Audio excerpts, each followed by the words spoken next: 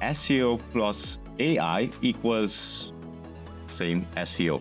What do you mean by that? And what's the implication, because AI is included in your title and also in your presentation, what's the impact of AI as you see at the moment regarding SEO? So something interesting happened in our industry. We had a disruptive event where generative models started presenting information to the user in a different way than 10 results on the search results page, right?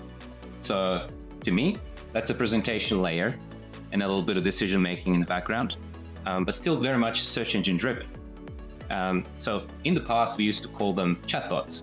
We don't like to call them chatbots because chatbots sound like they're dumb little things that can't talk well from the old days when they were like heuristic driven. And so we didn't have a proper name for chatbots. If you ask chatbot what it is, it says, I'm an AI assistant. Mm-hmm. So these are AI assistants. And of course, we were thinking about, okay, these are driven by models. A model is something that an AI assistant is based on, plus other little tools like fetching information from the internet.